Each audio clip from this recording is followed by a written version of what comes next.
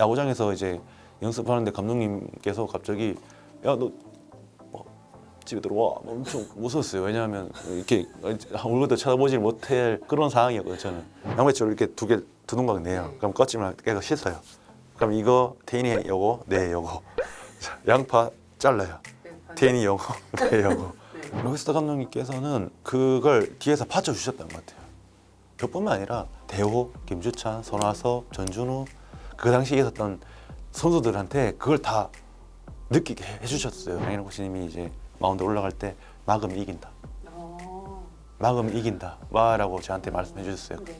감룡이 형이 사인을 내고 감룡이 형만 보고 던진 거죠. 예, 이 연수를 선택하는 어떤 이 과정에서 좀 많이 힘들었던 것 같습니다. 근데 야구를 또 워낙 또 좋아하고 또 야구를 또 공부하는 것도 좀 생긴 거 다르게 좀 좋아를 하는데 근데 저의 부족함을 좀 더 느꼈던 것 같아요. 제가 프로 코치를 8년 동안 하면서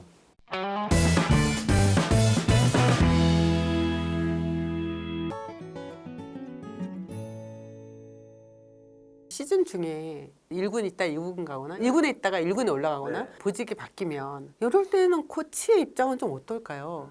저도 뭐 2군에 있다가 1군 갔었고 2024년도에 25년대는 있다가 내려갔고 근데 일하는 어떤 환경이 다르고 그다음에 아예 일 자체가 달라요. 업무가. 왜냐하면 1군은 이제 이기기 위해서 모든 걸 쏟아내야 되는 부분인 거고 퓨처스는 이 선수의 육성에 대해서만 집중을 해야 되는 부분인 거고 뭐 그 선수를 파악하고 이런 거에 대해서는 좀 충분히 할 수 있지만 갑자기 1군 가버리면 또 이거는 팀 이게 승리를 위해서 해야 되기 때문에 그 부분에서 좀 많이 좀 힘듭니다. 근데 또 막 이기려고만 하다가 거의 한 5개월을 갑자기 이제 퓨처스로 가게 되면 거기서 좀 약간 힘들어요. 왜냐면 선수 개개인을 다 파악을 해야 되니까 시간이 오래 걸려요. 삼성뿐만 아니라 어느 팀이든 성적이 안 좋으면 한 번은 그 분위기 쇄신이라는 미명하에 그런 어떤 보직 변경을 단행을 하잖아요. 과연 그게 얼마나 효과가 있을까? 코치들을 바꾸는 게 효과가 있나요? 어떤 의도의 차이라고 생각을 합니다. 근데 지금 또 팀 스포츠다 보니까 야구는 또 분위기 쇄신이라는 게 있잖아요. 코치님들의 보직 이동이 어찌 보면 분위기가 이제 쇄신이 되니까 이제 그런 어떤 경우의 수를 선택을 하시는 게 아닌가 싶고 사실 코치님이 가장 오랫동안 지도자 생활을 했던 팀은 롯데자이언츠예요. 롯데에서 또 뛰셨고, 네. 선수 생활했을 때의 롯데와 지도자 생활했을 때의 롯데에 좀 많은 차이가 있었죠. 계속 해와서 그런지 몰라도 주변에 있는 환경 자체가 사람들이 그다음에 선수들이 모든 분들이 다 같이 그냥 한 가족처럼 뭐 그냥 그렇게 지냈던 것 같아요. 그래서 롯데에 있을 때 제가 경야청 잠깐 1년 갔다가 다시 왔거든요. 그렇죠. 예. 또 불러주셔서 갔는데 거기서 또 일을 할 때도 엄청 많은 어떤 부분을 배웠어요. 솔직히 코치에 대한 어떤 접근 방법을 그때 배웠던 것 같아요. 저는 예. 잘 배웠죠. 예. 근데 그 성민기 단장이랑 허문회 감독 있었을 당시에 로우 레벨 투수 코디네이터, 이 한국에선 처음 나타난 보직 이름이에요. 무슨 말인지도 알겠거든요. 근데 그냥 이제 퓨처스에 있는 선수를 관리를 하는 거죠. 설계를 하고 그 설계에 대해서 이제 관리를 해 나가고 예, 그때 선수들이 이제 최준용 뭐 이런 애들이었어요. 재활군 있다가 이제 퓨처스 코치, 예, 불펜 코치 이렇게 하다가 이제 그걸 했죠. 로우 레벨 투수 코디네이터. 근데 그게 어찌 보면 이거 메인 코치도 뭐 같이 경험하면서 했던 것 같아요. 예. 근데 롯데에 있을 때는 저도 이제 첫 이제 코치를 이제 초반 이제 하는 시기였고 좀 받아들이는 입장이었죠. 저도 공부를 하고 받아들이는 입장이었고. 근데 그때 때마침 롯데가 좋았던 게 저를 갖다가 지금 이렇게 관심을 갖고 호기심을 갖게 만들고 자꾸 뭔가를 좀 배우게 만들고 했던 것 같아요. 그때의 그 시기가 지금까지 온 것 같아요. 저는. 그 선수 생활을 그만두고 지도자 생활, 특히 이제 코치 생활 한다는 그 처음이 사실 그 처음이 제일 힘들었을 것 같거든요. 제가 17년도에 이제 그만두고 은퇴하고 이제 그때 약간 더 한이 많이가 엄청 고민이었던 것 같아요. 예. 그러니까 재계약이 안 됐던 거. 예, 재계약을 안 했던 거고. 근데 이제 유승환 감독님께서 또 이렇게 저를 갖다가 좀 좋게 봐주시고 또 이렇게 하자고 하시길래 근데 이제 그때 1년 하면서도 탁 털어내지 못했던 것 같아요. 적응이 잘 안 되렸던 것 같아요. 선수 때는 내만 열심히 하면 되고 내만 집중하면 되고 근데 이제 코치가 되면 선수가 잘할 수 있는 환경을 만들어줘야 되고 내가 아닌 남이 이제 뭔가 우선이시가 돼버리니까 거기서 좀 약간 힘들고 뭔가 좀 이렇게 오는 것 같았어요. 예. 그럼 롯데로 갔을 때는 괜찮으셨어요? 예, 어찌 보면 더 힘들었죠. 구성원이 워낙 많고 또 챙길 선수도 엄청 많고 이제 그러다 보니까 좀 많이 좀 힘들었던 것 같습니다. 예. 그럼 지금까지 지도자 생활 하시면서 가장 어려웠던 점이 뭐예요? 가장 어려웠던 거요. 이 사람과 사람의 관계, 그다음에 여기서 이어지는 소통, 이게 가장 어려웠던 것 같아요. 예, 아직도 어렵습니다. 예, 그래서 이 소통에 관한 어떤 이 부분을 많이 공부를 하는 것 같아요. 지금도. 예, 코치도 선수 눈치를 본다고. 봅니다. 예, 볼 수밖에 없어요. 왜냐하면 결국은 선수가 하는 겁니다. 진짜 이게 이 방향이 아니지만 이 방향이 이 선수한테 먹히면 이 방향을 써야 되니까요.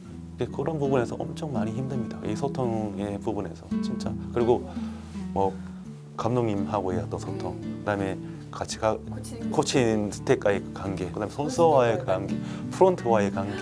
근데 그걸 또 제가 해야 되니까 제 뭐 일이 그라고 생각을 하니까.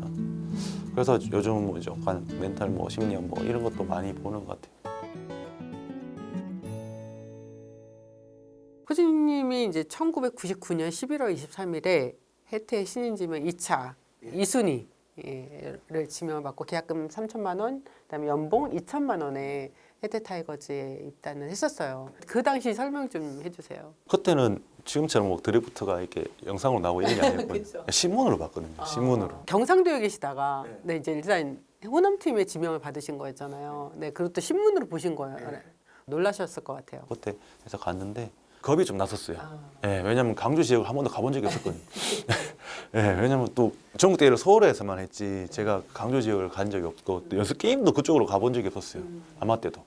왠지 그냥 저는 네, 낯설고 뭐 그랬던 것 같아요. 근데 이제 막상 이제 첫날 딱 가서 구단에 모든 경기장이었죠. 그 가서 이제 직원분들한테 인사하고 감독님한테 인사하고 훈련 시작할 때는 고참가 신인이 아니라요. 그러니까 어른이 아이를 대하는 느낌? 그러면서 보호하는 느낌 있잖아요. 예, 그런 보호하는 느낌을 받았어요. 그 선배님들이 그렇게 해주셨어요. 그래서 뭐지라는 어떤 느낌이 약간 소속감? 이걸 좀 느꼈었어요. 가서. 그리고 지금 그때 생각을 하면 장성호 해설위원님도 좀 잘 챙겨주셨어요. 그다음에 정성훈. 근데 저보다 한 살 많거든요. 그 형이 이제 저를 좀 많이 잘 보듬어 주셨죠. 어찌 보면. 예.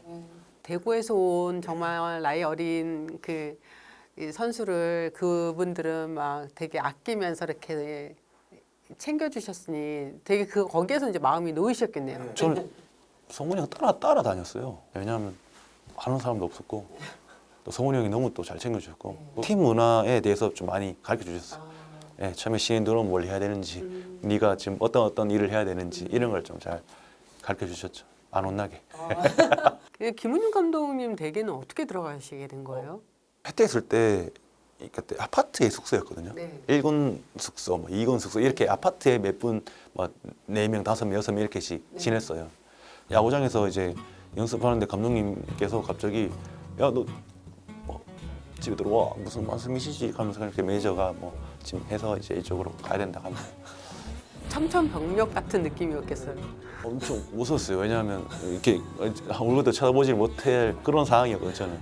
근데 갔는데 뭐 저방에서 자. 그러니까 어떡하지 하다가 그때 태인이가 근데 좀 있었어요. 아, 원래 있었어요, 그 집에. 거기서 지내고 있었어요. 감독님 댁에 좀 어린 선수들이 몇 명 있었죠. 감독님을 하시면서 계속 선수들한테 관심을 많이 주셨던 것 같아요.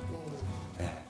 그러니까 지금 생각해 보면 왜 당시에 김은중 감독이 나를 딱 찍어서 왜 같이 지내게 했을까라고 생각하신다면 근데 제가 듣기로는 그냥 키 크고 왼손에 공 빠르고 그걸 너무 좋아하셨던 것 같아요. 그리고 유학까지 다녀오셨잖아요. 네. 왼손에 대한 어떤 그런 파이어볼 이걸 그때부터 아셨던 것 같아요. 그래서 제가 픽을 좀 당하지 않았나 싶습니다. 예. 거기서 생활을 또 감독님이 막 아침 챙겨주시고 이거 어떻게 이걸 감당하셨어요? 제가 대학교 졸업하고 갔었으면 적응 못했을 것 같아요. 근데 고등학교 졸업하고 갔으니까 크게 생활할 때는 힘들지 않았던 것 같아요. 예, 왜냐하면 감독님의 제가 맞추면 되는 거니까. 예, 그래서 아침에 좀 일찍 일어나고 아침 이제 감독 처음에는 감독님께서 좀 해주시다가 네. 그다음에 또 저희가 했습니다. 그럼 둘이 남았어요? 아니면 다른 선수도 있었어요? 태인이하고 저하고 둘이 있었어요. 둘만 있었어요? 예. 그때는 최태인 선수는 사실 고2 그러니까요. 태인이 재능을 본 거죠. 예. 보시고 또 학교 후배다 보니까 잠깐 곧 방학 때 잠깐 그 선수를 케어를 해주신 거죠. 예, 좀 더 좋은 어떤 야구를 이렇게 좀 경험하게끔 도와주셨던 것 같아요. 그러면 얼마나 감독님 집에서 지냈어요? 11월 달부터 들어갔어요. 한 6개월. 왜냐면 이제 여기 캠프 기간이 있잖아요. 네네. 그리고 시범 경기 있고 네. 이때 이제 나왔습니다. 시즌 중에 또 감독님 집에 제가 있으면 저 너무 힘들 것 같아가지고 그쵸, 경기 결과에 따라서 그 어린 나이 그걸 알았던 것 같아요. 예. 네. 그래서 숙소로 갔던 것 같아요. 숙소로 돌아간 게 나의 의지인지 아니면 가라 해서 나오시게 된 건지. 막 그때 선택을 하라고 하셨던 것 같아요. 아 그래요? 와 되게 용기 내셨네요. 아 저는 숙소로 이제 가겠습니다 하고 숙소로 갔던 것 같아요. 예. 아, 정말로 그때 양파랑 우유랑 이 햄을 다 먹어야지만 됐던 거예요 아침에? 처음엔 그랬습니다. 양배추를 이렇게 두 동강 내요. 그럼 껍질만 깨서 씻어요. 그럼 이거 태인이 요거 내 요거 자, 양파 잘라요. 태인이 요거 내 요거 그다음에 그 식빵에 계란 후라이랑 그다음에 스팸 이렇게 좀 잘라가지고 우유랑 같이 먹는 거죠. 우유는 1000ml 그게 아침 식사였어요. 근데 양파는 왜 이렇게 그러니까 먹게끔 했을까요? 재밌는 얘기가 있는데 에피소드가 있는데요. 제가 한 일주일 양파를 먹었어요. 근데 솔직히 고등학생이 양파를 이렇게 즐겨 먹지는 않잖아요. 네. 뭐 저는 양파를 별로 안 좋아했거든요. 일단 겁이 나니까 계속 먹었어요. 네. 근데 아침엔 운동하러 계속 나왔는데 배가 계속 쓰린 거예요. 근데 이제 트레이너 코치님이 계셨으니까 코치님 죄송한데 제가 배가 너무 이제 아픕니다, 쓰립니다 하니까 병원 가봐 한 거예요. 병원 갔는데 이제 의사 선생님이 큰 그건 아니다. 근데 뭘 잘못 먹었냐 뭐 이렇게 하더라고. 아침에 양파를 맨속에 먹냐고 하니까 맨속에 먹으니까 누가 먹으라 했냐 감독님 뭐라고 하니까 또 다 아시잖아요. 네. 그러니까 그런데 의사 선생님이 딱 말씀을 또 반전을 시키더라. 양파 좋은 거다. 양파 좋은 거다. 근데 제가 물어봤어요. 뭐가 좋냐고. 이게 자연으로 된 크레아틴이다. 이거 힘을 쓰게 만든다. 아 그래요. 이제 인사드리고 나오는데 근데 빈속에 먹지 말고 먼저 다른 걸 먹고 이제 양파를 좀 먹었으면 좋겠다. 예, 그때 그 기억이 있네. 보니까 단백질과 이제 체중 증량을 위해서 또 그런 부분도 있을 것 같아요. 그래서 저녁은 무조건 소고기를 먹었어요. 직접 사주셨어요. 만약에 감독님께서 안 오시잖아요. 그러면 식당을 가라 하셔요. 이 식당 가서 밥 먹어. 먹으라고. 거기서 밥 먹고 나오면 돼요. 감독님이 해주시니까. 그땐 그랬던 것 같아요. 대단하셨던 거죠. 자기 사비를 들여서 그러신 거잖아요. 지금도 학교에 그렇게 숙소를 하나 마련하셔가지고 애들한테 네. 그렇게 또 제공을 하고 계세요. 진짜 야구에 대한 열정 하나 진짜 대단하신 것 같습니다. 정말. 거기서 보낸 그 한 몇 개월의 시간이 이후에 프로에서 투수로 성장하는데 어떤 도움이 됐어요? 제가 고등학교 때 187인가 키에 몸무게가 한 78, 80 이 정도밖에 안 됐어요. 완전 말레깽이였어요. 혹시 KT의 박기혁이 아세요? 근데 가랑 옷을 똑같이 입었어요. 이제 그 4개월, 5개월 하면서 제가 94kg까지 올랐어요, 몸무게가. 근데 훈련을 이제 한 달에 하루 이틀 말고는 계속 훈련했었거든요. 그런데도 몸이 피곤하지 않았어요. 그게 그러거든요. 것 같아요. 내가 했던 만큼 몸이 좋아지는 걸 그때 감독님께서 깨우쳐 주셨던 것 같아요. 그래서 먹는 게 엄청 중요한 걸 가르쳐 주셨고, 그다음에 훈련이 왜 중요한지를 그때 가르쳐 주셨던 것 같아요. 그래서 지금은 선수들한테 더 얘기해 주고 싶은 게 그런 거예요. 훈련도 중요하고 하지만 영양학도 진짜 중요하다. 먹는 거 진짜 중요하고 수면도 진짜 중요하다. 이걸 선수들이 좀 더 알았으면 좋겠어요. 감독님이 삼성으로도 가셨는데 그 당시에 또 강경식 당시 선수를 신동주 선수랑 트레이드를 시킬 정도로 데려갔단 말이에요. 네, 그거는 본인은 어떠셨어요? 그 당시 입장에서는? 좀 우아했던 것 같아요. 그리고 제가 솔직히 고등학교 졸업하고 트레이드의 어떤 이 강도나 이런 걸 제가 어떻게 알겠습니까? 전혀 모르는 사항인데 또 뭐 유명한 신동주 선배랑 1대1로 돼가지고 근데 저는 거기에 대한 어떤 체감을 못했거든요. 그냥 가라 해서 간다 하고 거기서도 이제 감독님의 어떤 관심과 사랑을 받아가지고 정말 감사해요. 그때는 숙소로 들어갔어요. 숙소로 거기서 이제 열심히 이제 한 거죠.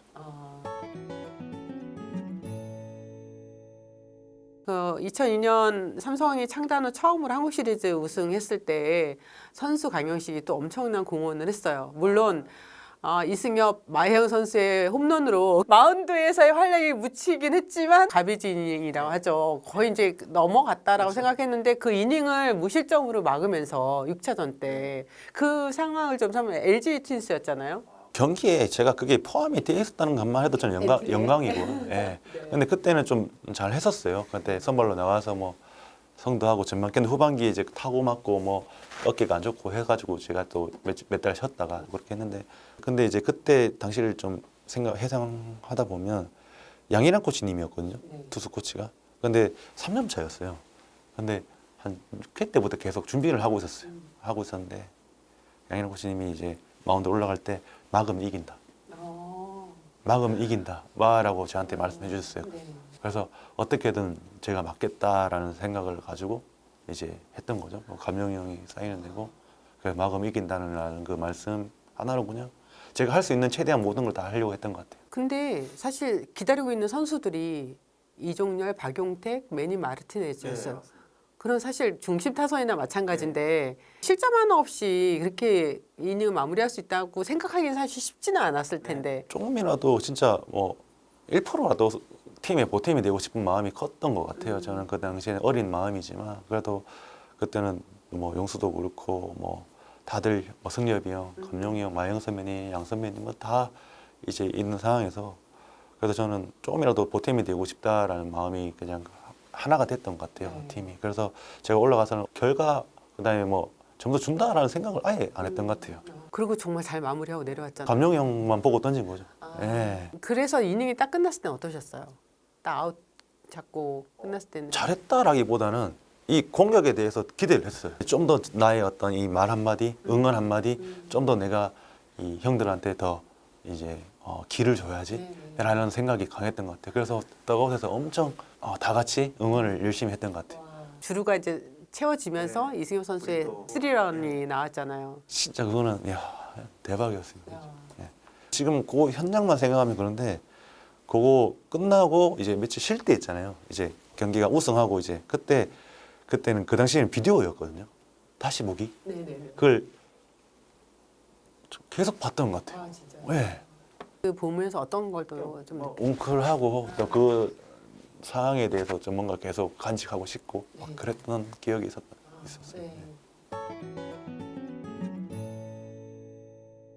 선수 생활에 가장 임팩트 있었던 순간이라고 생각하세요?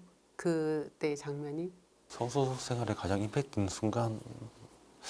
순간이라고 하면 저는 롯데가 있을 때가 가장 임팩트가 있지 않을까. 로이스터 감독 계실 때. 예, 로이스터 감독님 계실 때, 또 그리고 양성호 감독님 계실 때, 그 롯데 어떤 장면들이요? 그냥 뭐 노피어라고 말씀하시는 그냥 선수 자체를 바꿔주셨어요. 그냥 그 결과를 빼버렸어요. 감독님이 저한테 항상 말씀하신 부분이 그거예요. 결과로 뭔가를 표현하지 않으셨어요. 그냥 그 가정만 얘기하셨어요. 스트라이크 박스 있잖아요. 존을 박스라고 표현을 하시는데 그냥 박스 인 그게 끝이었어요. 근데 저는 그걸 창에다 적었죠. 오로지 내가 할 거는 박스 인밖에 없다. 어떤 타자가 나오면 내가 지금 이 상황에서 안타 맞으면 점수를 주는데 역전패를 하는데 실점을 하는데 이런 어떤 결과에 대한 생각이 있잖아요. 근데 로스터 감독님은 이런 결과에 대한 생각을 자꾸 없애주셨던 것 같아요. 그 가정에 대해서 집중할 수 있게끔 도와주셨던 것 같아요. 그때 참 이게 어려운 부분이죠. 네, 진짜 어려워요. 어떤 또 중요한 어떤 그 상황에 내가 그 마운드에 있을 때 그거를 아무리 두려워하지 말라, 네 공을 던져라 라고 해도 어떻게 안 떨려요. 안 떨리는 게 아니고 그거 실행하기 쉽지가 않아요. 근데 로이스터 감독님께서는 그걸 뒤에서 받쳐주셨던 것 같아요. 그래서 제가 그렇게 할 수 있게끔 그러니까 저뿐만 아니라 대호, 김주찬, 손아섭, 전준우 그 당시에 있었던 선수들한테 그걸 다 느끼게 해주셨어요. 그래서 선수들이 이렇게 업그레이드가 된 것 같아요. 민호도 그렇고 전부 다요. 예.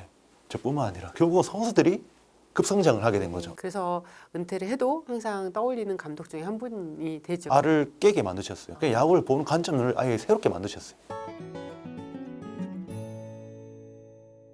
코치님 이번에 이제 삼성과 재계약이 안 되면서 이제 이렇게 흔히 우리가 말하는 야인으로 아직은 팀이 소속이 없어요. 야인 나오셨는데 야구를 시작한 이래 한번 소속팀이 없었던 적이 없어서 지금 재계약이 안 되는 거를 알고 나서 방향을 설정하셨을 텐데 해외 연수가 된 그 과정이 좀 궁금해요.